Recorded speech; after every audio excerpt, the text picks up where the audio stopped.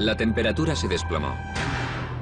Los pájaros caían muertos del cielo por el frío que hacía. Las tormentas gélidas se multiplicaron y nevó en julio. La Tierra se vio sumida en una era glacial. Fue una situación desastrosa. Pero no se trata de la glaciación de hace 15.000 años, cuando vivían los mamuts peludos. Se trata de una época distinta del frío cataclísmico que comenzó hace solo 7 siglos. Un periodo que se conoció como la Pequeña Edad de Hielo. Algunas personas murieron congeladas a principios de septiembre. Era un suceso extraordinario. De los siglos XIV a XIX, la Pequeña Edad de Hielo se cebó en la humanidad. Millones de personas fallecieron por la reacción en cadena que desató el frío en la civilización. Los sufrimientos fueron espeluznantes. Parecía que el clima conspiraba para destruir a la gente. ¿Podría repetirse de nuevo? Algunos de mis compañeros creen que podríamos caer en un periodo de brusco enfriamiento en cuestión de décadas. ¿Una nueva glaciación sembraría el caos?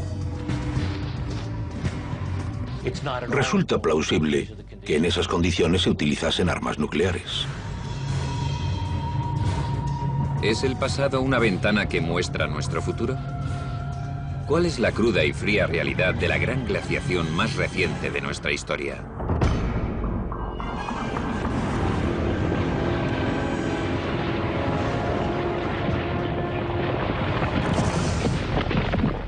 La Pequeña Edad de Hielo.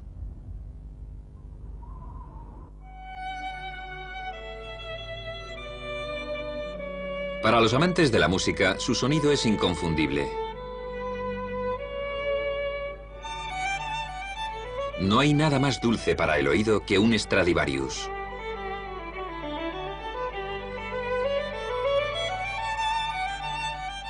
Este violín es uno de los 600 instrumentos que han sobrevivido hechos a mano hace 3 siglos por el artesano italiano Antonio Stradivari. Son famosos en el mundo entero por su exquisito sonido. Y si una nueva teoría es cierta, pueden ser uno de los pocos puntos positivos de la Pequeña Edad de Hielo. Es el último esfuerzo para resolver un antiguo misterio. ¿Cómo alcanzó Stradivari la virtual perfección? Existen muchas teorías e hipótesis sobre las cualidades tonales superiores de sus instrumentos. Una es que utilizaba un barniz secreto, pero los análisis científicos han sido incapaces de determinar nada especial sobre el barniz que empleaba Stradivari. Otra hipótesis es que usaba madera vieja procedente de estructuras antiguas como catedrales y castillos, y que la madera ya tenía cientos de años de antigüedad cuando la rescataba de esas estructuras. Pero gracias a la fechación a través de los anillos de la madera sabemos que no es cierto. En realidad empleó madera que creció en los siglos XVII y XVIII. El climatólogo Lloyd Barkell es coautor de la hipótesis que puede resolver el enigma. Se preguntó si la madera que usó Stradivari procedía de árboles que crecieron durante el mínimo de Maunder, el periodo más frío de la Pequeña Edad de Hielo, cuando el sol era más débil. Un día estaba trabajando en el ordenador y me pregunté si los Stradivarius y el mínimo de Maunder eran de la misma época. Lo busqué en internet y en pocos minutos obtuve la respuesta. Los Stradivarius y el mínimo de Maunder comenzaron con un año de diferencia. Barkell descubrió que pudo ser uno de los accidentes más afortunados de la historia. El consumado artista italiano nació en 1644. Y el mínimo de Maunder comenzó en 1645. El cenit de la habilidad de Stradivari coincidió con un breve e inusual periodo climático que produjo una madera única y más densa con propiedades acústicas ideales. Para desarrollar su teoría, Barkell contactó con el experto en anillos de la madera, Henry Grisino Mayer, de la Universidad de Tennessee. La primera vez que me contactó el Dr. Barkell pensé que cómo no se le había ocurrido a nadie antes. Me pareció que podía ser verdad, tenía mucho sentido. Los árboles, como las muestras de sedimento o de hielo, conservan valiosos datos climáticos. En periodos más cálidos, los árboles crecen más deprisa y añaden anillos más gruesos. En los años más frescos, el crecimiento es más lento y los anillos son más finos. Si la teoría de Barkel es cierta, los árboles de la época de Stradivari poseían algo más que información sobre el gélido clima. Obtuve datos de anillos de árboles de los Alpes en Europa. Luego analizamos esos datos y acabamos descubriendo que en la pequeña edad de hielo y sobre todo durante el mínimo de Maunder, los árboles crecieron especialmente despacio. De hecho, registraron el crecimiento más lento de los últimos 500, 600 o incluso 700 años.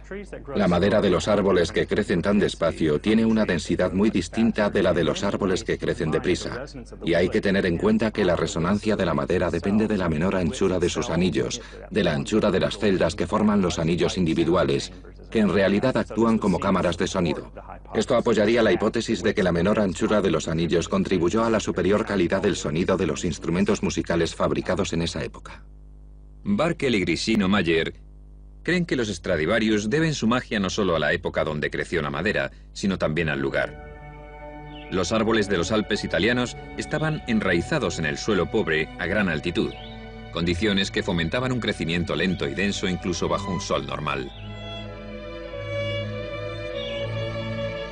La madera de los troncos de los árboles con los que Stradivari fabricó sus violines podía tener propiedades de resonancia superiores que se vieron realzadas por el mínimo de Maunder.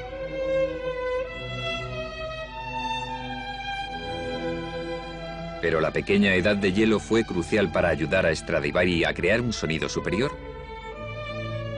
Algunos expertos opinan que no. Dicen que algunos de los renombrados violines tienen anillos de árbol anchos y que otros artesanos de la misma época fabricaron violines mediocres con la misma madera. Sin embargo, la intrigante teoría de Barkel y Grisino Mayer ha reavivado el interés en uno de los enigmas más importantes de la música.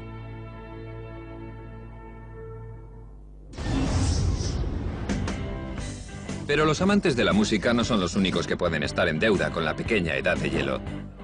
Puede que los bebedores de cerveza y alcohol destilado de Estados Unidos también deban estarlo. La cerveza y las bebidas destiladas representan el 93% de las bebidas alcohólicas consumidas en Estados Unidos. Si no fuera por la pequeña edad de hielo, estos juerguistas podrían estar bebiendo vino en su lugar. La historia de la preferencia de bebidas de los norteamericanos se remonta al siglo XIV, en Inglaterra y en el norte de Europa, cuando la pequeña edad de hielo azotó los viñedos que habían proliferado durante el periodo medieval cálido. Cuando llegó la pequeña edad de hielo, las viñas murieron de frío. Ya no pudieron hacer vino. Los europeos del norte se quedaron sin vino. En la Europa del Sur, aunque se sufrió la pequeña edad de hielo, porque por ejemplo se congelaron los canales de Venecia, la producción de vino no se vio gravemente afectada. Se produjo una fuerte división entre ambas culturas. A los europeos del norte no les quedó otra opción que satisfacer su deseo de alcohol con bebidas hechas de los suministros de sus maltrechas cosechas de cereales, es decir, con cerveza y bebidas destiladas. En el siglo XVII comenzó la inmigración a Norteamérica, y los inmigrantes no procedían del sur de Europa. Casi no hubo inmigración de la cuenca mediterránea, procedía toda del norte. Vinieron ingleses, holandeses, suecos, vinieron alemanes, polacos, irlandeses, escoceses. Eran pueblos que llevaban 200 años viviendo sin vino. Y la cultura que trajeron consigo era la de tomar cerveza y bebidas destiladas. Y la tradición continuó así. A los colonos norteamericanos les gustaba mucho la cerveza, aunque también el vino que se importaba de Europa. Pero su verdadera pasión era la cerveza y las bebidas destiladas.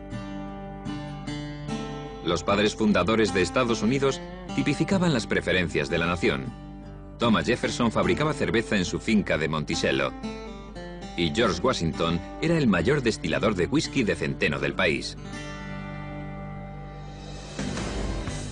Hoy los estadounidenses beben una media de 87 litros de cerveza anuales y unos 4 litros de bebidas destiladas, pero solo 7,5 litros de vino. El 11% de la población bebe el 88% del vino.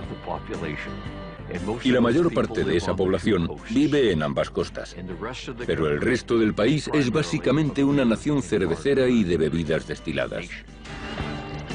Puede que la pequeña edad de hielo sea historia, pero sus efectos han sobrevivido a los siglos de las formas más insospechadas porque somos el producto de nuestro clima.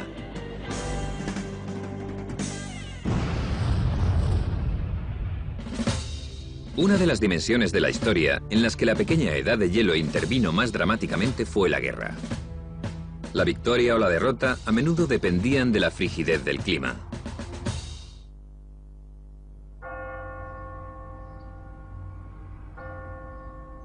En 2001, en Vilna, la capital de Lituania, un equipo de construcción efectuó un siniestro hallazgo. Las excavadoras desenterraron 3.000 esqueletos en lo que parecía ser una fosa común.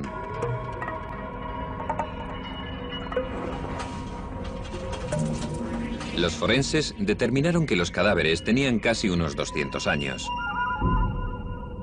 Eran soldados de Napoleón Bonaparte, víctimas de una de las aventuras militares más catastróficas de la historia y del clima extremo de la pequeña edad de hielo. A lo largo de esa época tan fría, el clima jugó un papel crucial en la guerra. Los generales sabían que los elementos podían ser su enemigo más formidable o su aliado. Napoleón aprendió la lección en otoño de 1812, tras invadir Rusia con un gigantesco ejército de 600.000 hombres.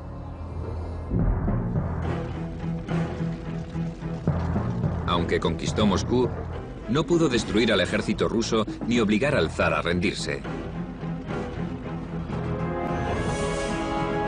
3/4 partes de los hombres de Napoleón habían muerto de hambre en las estepas rusas, que ya eran estériles antes de la pequeña edad de hielo.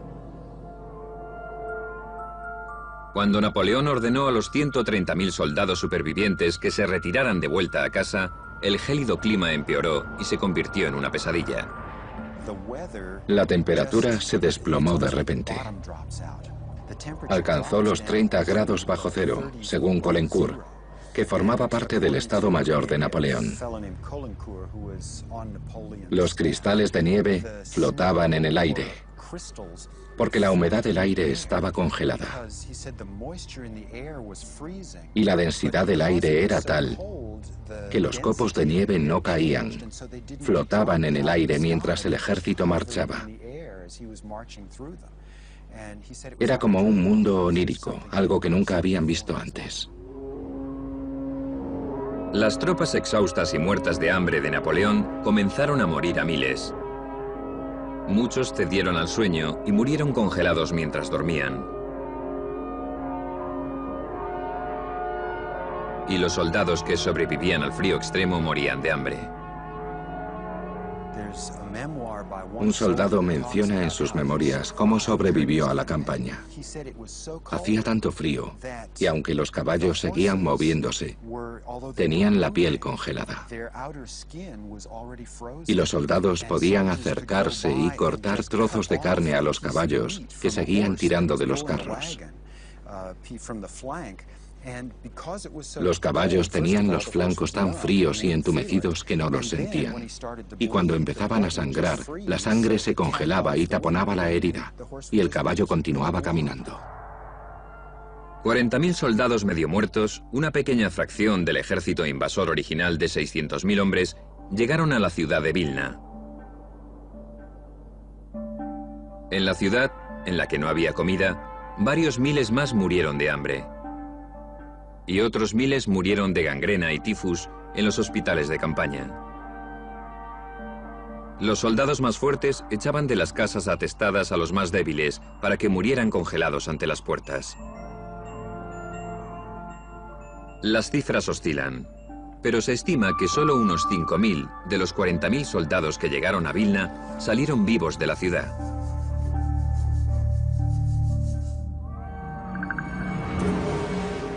Napoleón no fue el único invasor que no supo tener en cuenta el clima impredecible de la pequeña edad de hielo. En 1588, la malograda Armada Invencible intentó invadir Inglaterra. Los 130 barcos de la Guerra de la Armada se enfrentaron a 197 barcos ingleses en el Canal de la Mancha. La Armada tenía cañones más potentes, pero los ingleses tenían barcos más maniobrables. 5 días después la batalla estaba empatada. Entonces los ingleses lanzaron 6 barcos en llamas contra la Armada y dispersaron la flota. La Armada se retiró, pero se encontró con que los ingleses bloqueaban la ruta de vuelta a España. La única opción realista que les quedó fue rodear las islas británicas y regresar a España para lanzar una segunda invasión en 1589.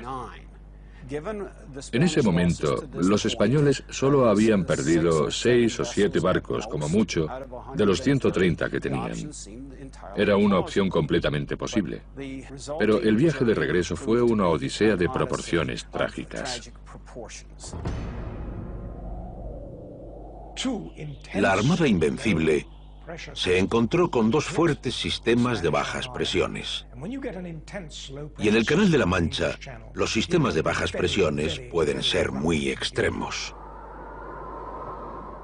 Los vientos eran de fuerza huracanada. Se enfrentaron a olas de entre 7 y 10 metros, olas como montañas. Y para colmo de males, la temperatura se desplomó. Cayó bajo cero, aunque solo era a principios de septiembre. Algunos hombres murieron congelados a principios de septiembre. Era un suceso extraordinario. La mar arbolada barría a los españoles de la cubierta y los arrojaba a las aguas heladas del Mar del Norte. Un barco tras otro se estrelló en las costas rocosas de Escocia e Irlanda. Cientos de cadáveres quedaron varados en las playas. En total, murieron 21.000 españoles. La tormenta destruyó 56 barcos de la Armada. Y la mayor parte de los que consiguieron regresar a España estaban en tan mal estado que fueron desmantelados para aprovechar la madera. Para Inglaterra, la derrota de la Armada Invencible fue un gran triunfo que se conmemora desde entonces. Sin embargo, casi todas las pérdidas españolas se debieron al mal tiempo, y los ingleses lo saben.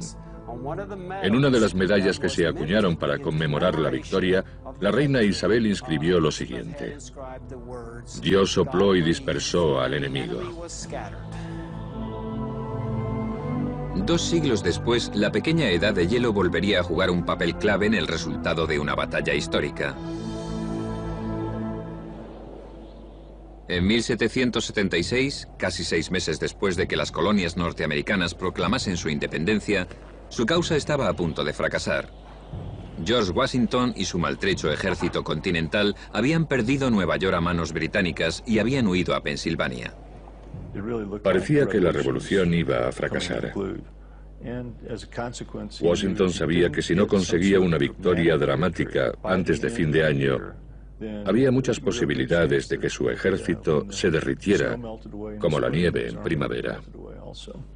En Nochevieja, Washington ordenó un ataque sorpresa desde el otro lado del río Delaware contra los mercenarios de Hesse británicos de Trenton, en Nueva Jersey. Pero la pequeña edad de hielo amenazó con destruir sus posibilidades de victoria. A lo largo de la pequeña edad de hielo, a diferencia de ahora, el río Delaware se congelaba a menudo. Según los historiadores, el famoso cuadro de Emmanuel Leutze refleja la realidad. Excepcionalmente, esa imagen romántica resulta ser cierta. En aquella época el río Delaware se congelaba. Tenía trozos de hielo flotando. Es algo que ahora casi nunca ocurre. Ahora en esa latitud nunca hace tanto frío para que el río Delaware se congele en Navidad. El cuadro de Lutz refleja la realidad porque representa el hielo como una amenaza física. Algunos soldados informaron de que se había formado hielo en los cascos de los barcos. Hacía tanto frío que el hielo se pegaba a los cascos. El resultado fue que el hielo del río estuvo a punto de hacer fracasar la expedición. Los estadounidenses tardaron 9 largas horas en cruzar el río. Washington creyó que el retraso arruinaría su estrategia de sorprender al enemigo. Dos soldados murieron congelados camino de Trenton.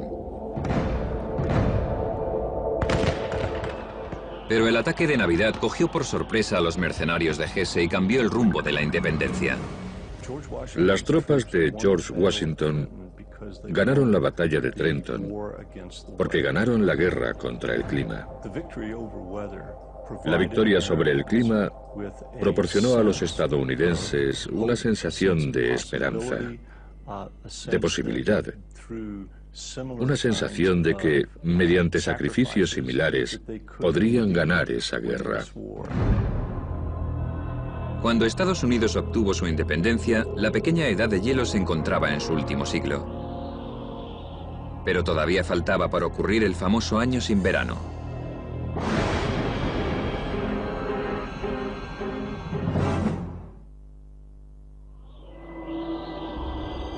En 1815 la pequeña edad de hielo se encontraba en su quinto siglo. James Madison era el presidente de Estados Unidos. El Congreso se estaba preparando para admitir a Indiana como 19º estado de la nación. Y Andrew Jackson condujo a 4.000 leñadores a la victoria contra Gran Bretaña en la batalla de Nueva Orleans. Fue el colofón de la guerra de 1812. 1815 también presenció uno de los desastres naturales más espectaculares de la Tierra. En una era de actividad volcánica incrementada, que algunos científicos creen que causó la pequeña edad de hielo, pronto se produciría la erupción más potente registrada. Y puso patas arriba un clima ya de por sí errático, provocando lo que se conoció como el año sin verano. Empezó el 5 de abril con un profundo estruendo en la isla de Sumbawa, en Indonesia. En la costa norte de Sumbawa se eleva el monte Tambora, un volcán de 4.300 metros que se creía extinto.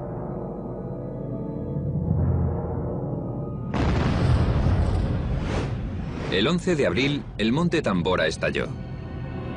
Los 1.100 metros de la parte superior del volcán salieron disparados hacia el cielo y lanzaron 160 kilómetros cúbicos de escombros a la atmósfera. Esto es la erupción cataclísmica del monte St. Helens, de 2.500 metros en 1980. El Tambora produjo 100 veces más ceniza. Estamos hablando de algo que hace que la erupción del monte St. Helens en 1980 parezca un simple petardo. En unos instantes murieron los 70.000 habitantes de la isla y las islas vecinas, y la cifra se incrementó a 90.000 poco después.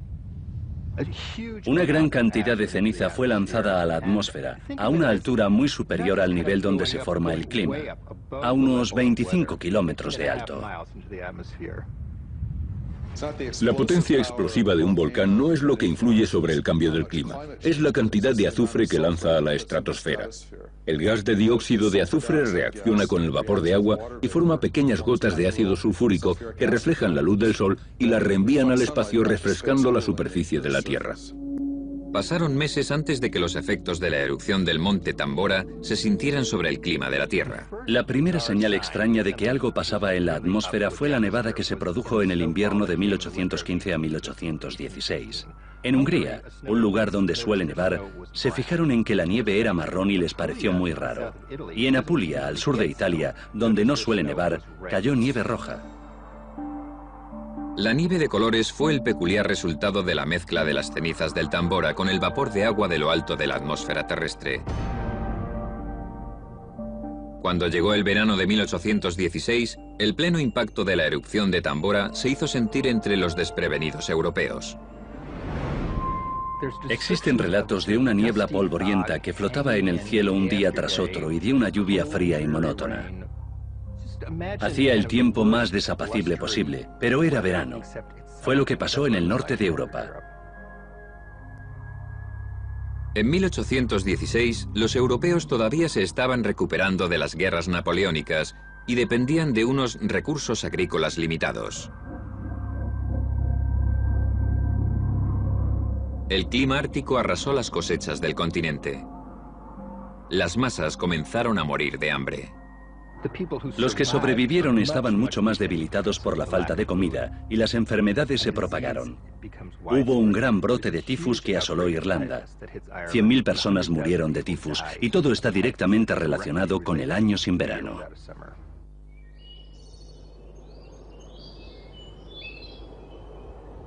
Una historia muy distinta se estaba escribiendo en un remoto centro de vacaciones de Europa. En verano de 1816, Percy Shelley, el poeta romántico, su mujer Mary Shelley, que tenía 19 años, y su amigo Lord Byron pasaron el verano a orillas del lago de Ginebra. Normalmente habrían hecho excursiones por la montaña y en barco para divertirse, pero ese verano hizo tanto frío y tan mal tiempo que no pudieron salir al aire libre. Y como eran escritores, decidieron celebrar un concurso para ver quién escribía la historia de miedo más terrorífica y pasar el rato. Ese verano Mary Shelley escribió Frankenstein. Si te fijas en el libro, al principio el monstruo sale trepando por el hielo del Ártico. Y al final del libro, el monstruo también aparece en el hielo. Son imágenes heladoras. Y así es como comienza el libro, en el que menciona que el frío y el mal tiempo que hace en el exterior le han empujado a escribirlo. El verano gélido europeo se prolongó y desató hambre y epidemias. La gente ya no podía soportarlo más.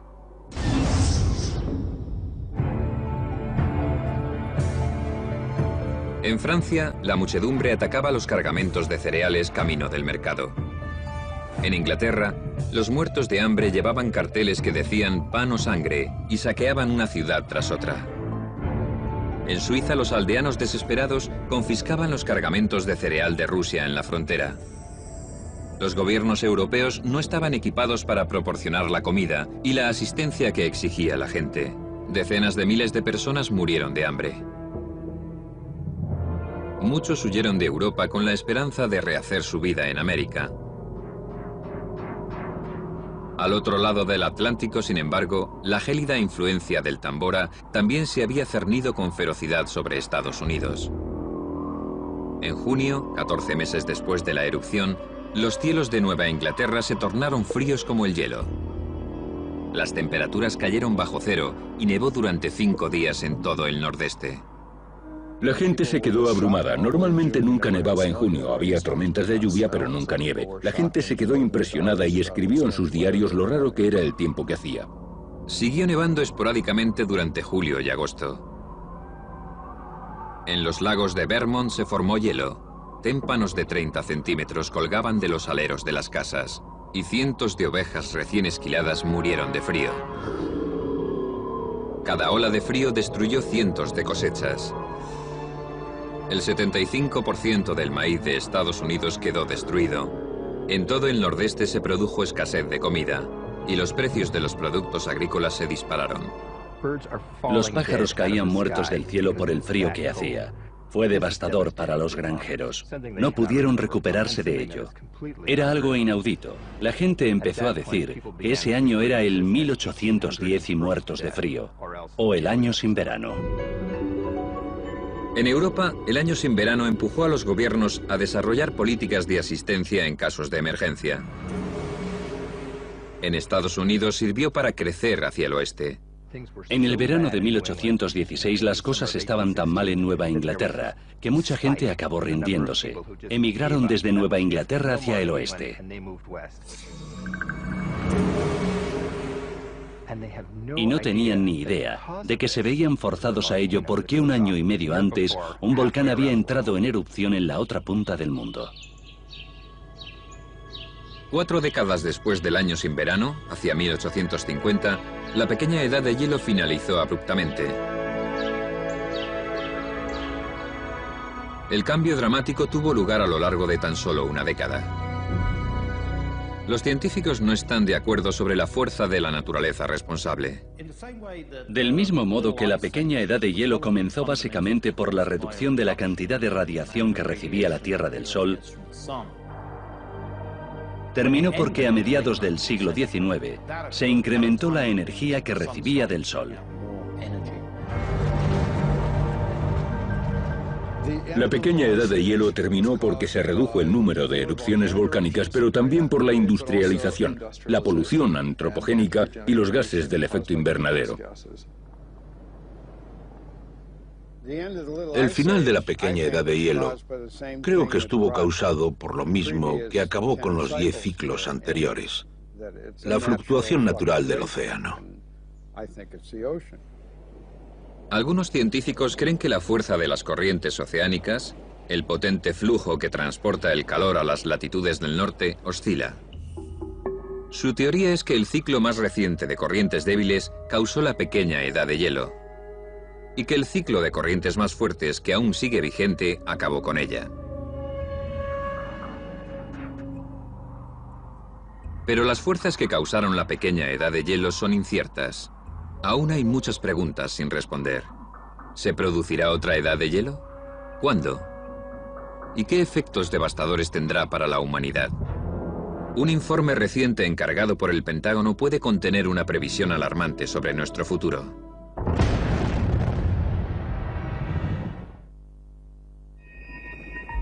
Han pasado 150 años desde el final de la pequeña edad de hielo. Tanto el clima como la humanidad se han transformado. El mundo frío y agrícola de 1.000 millones de habitantes es ahora un planeta cálido e industrial con más de 6.000 millones de personas. Las temperaturas globales están ascendiendo más rápido que en los últimos 1000 años. Según el Panel Intergubernamental sobre Cambios Climáticos de las Naciones Unidas, los termómetros habrán subido 5,5 grados a finales de siglo.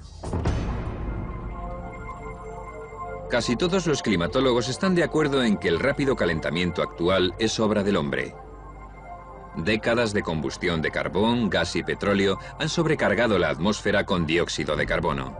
El dióxido de carbono atrapa el calor del Sol, que de lo contrario irradiaría hacia el espacio provocando el llamado efecto invernadero.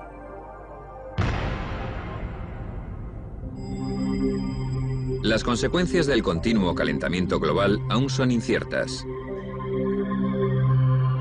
Muchos creen que las temperaturas más altas desencadenarán sequías. Los huracanes podrían multiplicarse porque obtienen la energía de las aguas cálidas del mar.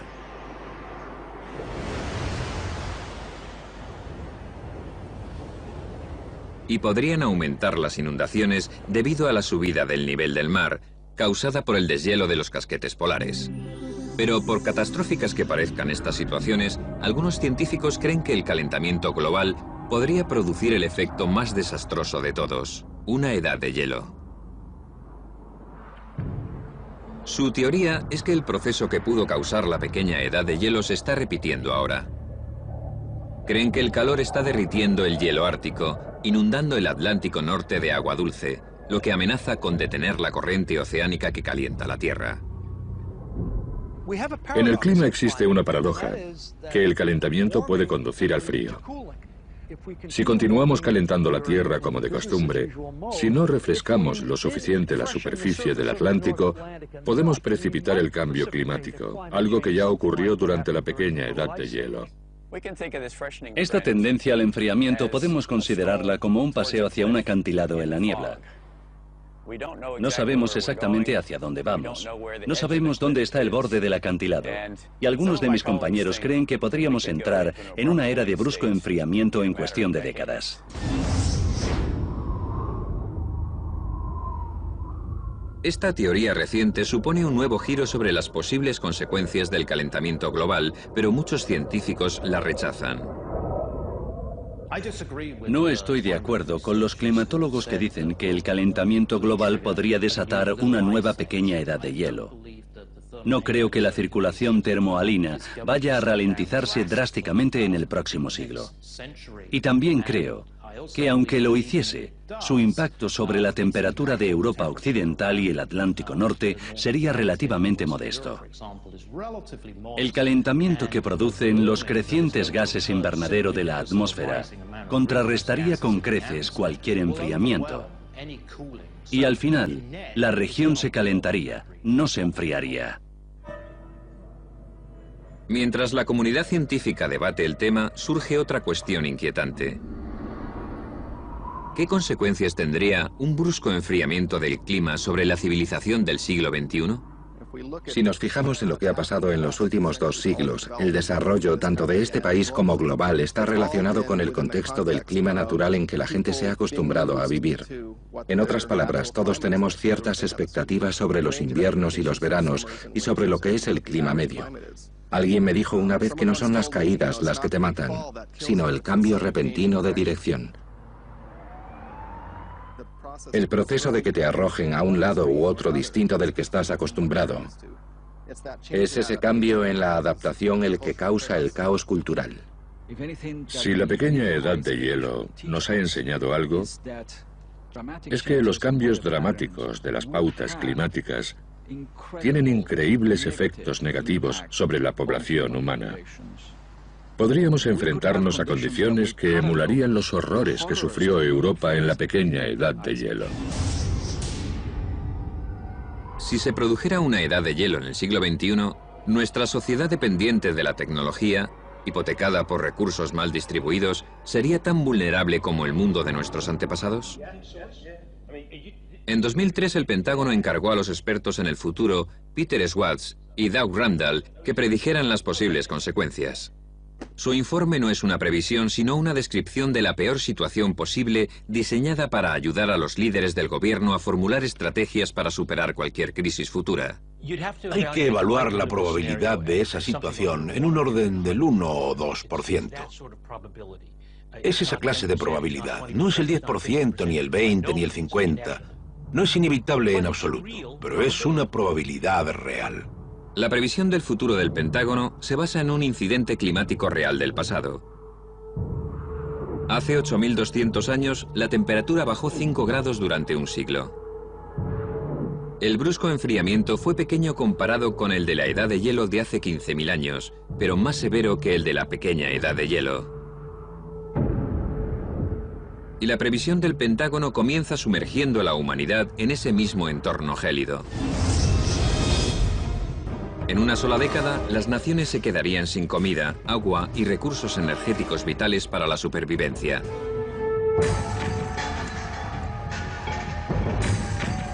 En Europa surgirían conflictos entre países vecinos por el acceso a los ríos compartidos y las reservas de petróleo. El enfriamiento daría lugar a un nuevo desorden mundial y la superpotencia mundial tendría que movilizar sus recursos para intentar estabilizarlo. El papel de Estados Unidos como policía mundial sería mucho mayor todavía que ahora. Ante los conflictos potenciales habría necesidad de transportar grandes cantidades de comida.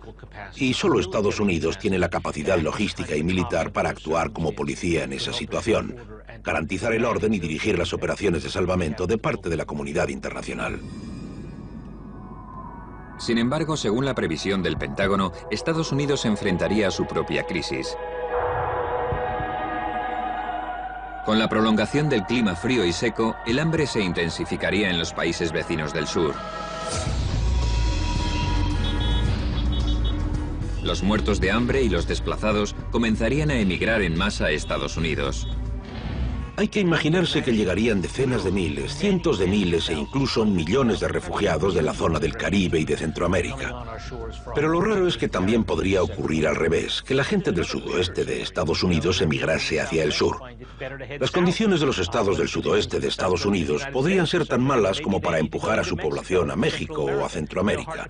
Es difícil de predecir, así que la cuestión de la transparencia y polaridad de nuestras fronteras será un tema muy importante.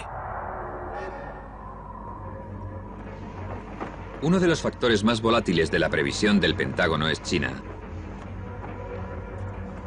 Allí el frío podría desatar hambrunas que matarían a millones de personas y agotaría el suministro de energía de la nación. Se produciría una guerra civil en el país más poblado de la Tierra.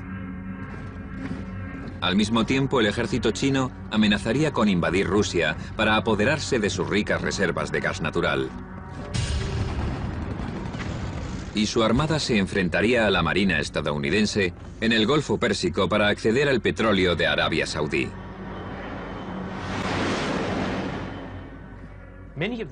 Muchos de los efectos que describo para China también son válidos para la India, y también habría que tener en cuenta a Pakistán.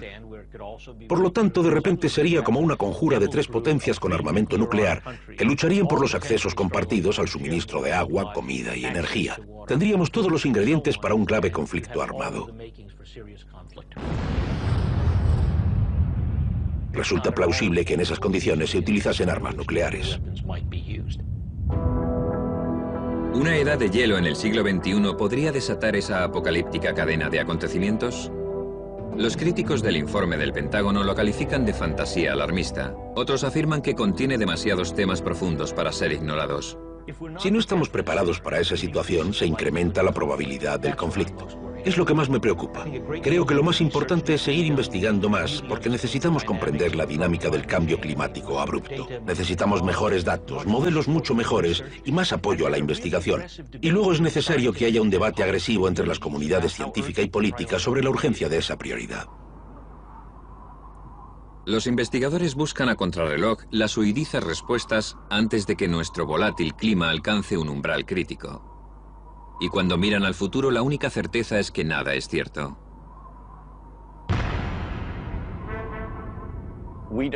No sabemos si en el Atlántico Norte se producirá un gran calentamiento o un enfriamiento. Los modelos contienen muchas incertidumbres. La incertidumbre del tema del clima es tremenda. Y nos conviene ser mucho más precavidos con cómo tratamos el sistema climático de nuestro planeta. Cuando consideramos lo que pasará en el futuro como resultado de los incrementos de las emisiones de gases invernadero, en realidad no sabemos lo que va a pasar. Es como golpear una campana con un martillo muy pequeño, que sería la pequeña edad de hielo. Y ahora estamos con un mazo enorme en la mano, preparados para golpear la campana pensando cómo sonará. El clima está ligado a una bestia furiosa enorme, y nosotros la estamos azuzando con un palo. La verdad es que creo que no hay nadie que sepa cuándo vamos a cruzar ese umbral. Y me pregunto, ¿cuánto tiempo estaremos dispuestos a jugar a este juego con el sistema climático? ¿Cuánto riesgo estamos dispuestos a asumir? Hace no tanto, la pequeña edad de hielo obligó a la civilización a cruzar un umbral con consecuencias devastadoras.